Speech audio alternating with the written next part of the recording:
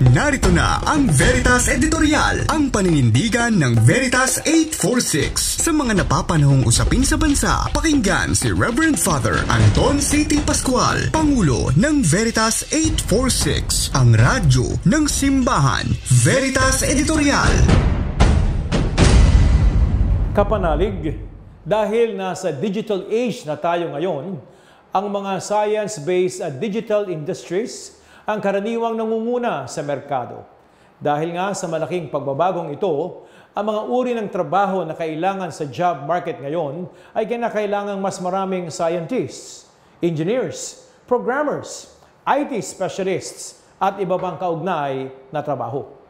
Ayon nga po sa UNESCO Science Project, ang mga ganitong trabaho ay mas kailangan ngayon dahil sa mabilis na transition sa digitalization. Ayon nga dito, science has become synonymous with modernity and economic competitiveness, even with prestige. Kapanalig, marami ng mga polisiya ngayon ang nagpapabilis ng transisyon na ito at kailangan mas maraming manpower para sa mga pagbabagong ito. Kaya lamang po sa Pilipinas, ang mga profesional at eksperto sa ganitong merkado at industriya ay hindi ganon karami. Marami tayong graduates sa engineering at ICT, pinakamataas na sa ASEAN, pero mababa ang bilang ng mga science graduates. Mababa din kapanalig ang budget natin para sa R&D, Research and Development, na kritikal para sa digitalization. Kasabay ng mga hamong ito, may brain drain din sa hanay ng mga profesional ng Pilipinas. At mas pihadong dadami pa ito kung patuloy ang pamumulitika, korupsyon, karuhaan at pagtaas ng inflation habang papalapit ang halalan. Mid-year po, election 2025. Ang brain drain ay tumutukoy sa pag-alis o paglipat ng mga edukado, skilled, eksperto at profesional na manggagawa sa mga mas maunlad na bansa upang maghanap ng mas magandang oportunidad at mas malaking kita. Ang masama dyan tayo ang nag-ani, tayong nagtanim, iba nga umaani. Nadarama na nga natin kapanalig ang brain drain na ito sa larangan ng teknolohiya. Ang daming cybersecurity breaches sa ating bansa na nagpapakita na kulang tayo ng kaalaman at eksperto sa larangan ito. May digital security skills gap sa ating bansa at malaking banta ito sa growth at paglago ng ating ekonomiya. Ang kalidad ng serbisyo sa lahat ng industriya, mapapribado man o publiko, ay maaaring bumagsak kapag ang mga pinakamahusay at pinakasanay na mga profesional gaya nila ay umaalis nga ng bansa.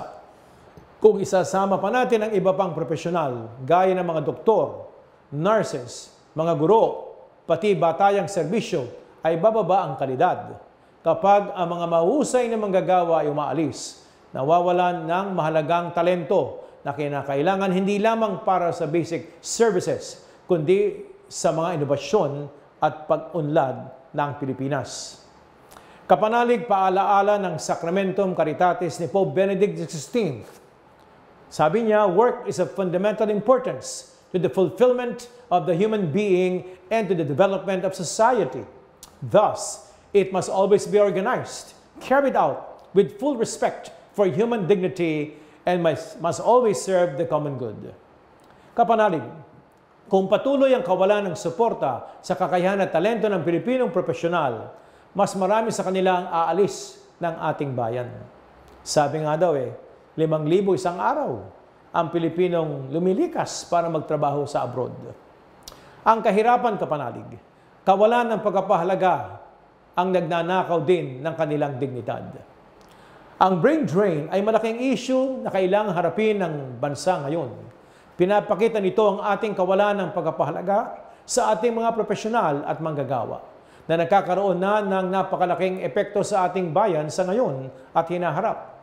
Kahit mahal ng ating mga kababayan ng bayan, kung hindi naman sila pinahahalagahan at tinutulungan, iiwanan nila ang Pilipinas hindi lamang para sa career advancement, kundi para mabuhay ng maginhawa ang kanilang mga pamilya.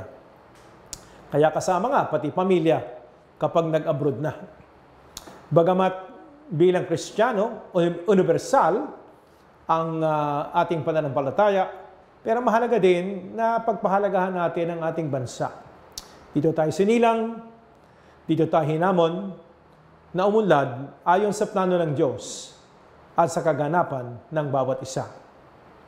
Sabi nga sa 1 Gs, ang Panginoon ay nagpunta upang bigyan tayo ng buhay na ganap at kasiyasiya. Naway, makamtan natin ito sa Pilipinas. Sumainyo ang katotohanan. Inyong napakinggan ang Veritas Editorial. Ugaliing pakinggan ng Veritas Editorial kasama si Reverend Father Anton C.T. Pascual. Veritas Editorial.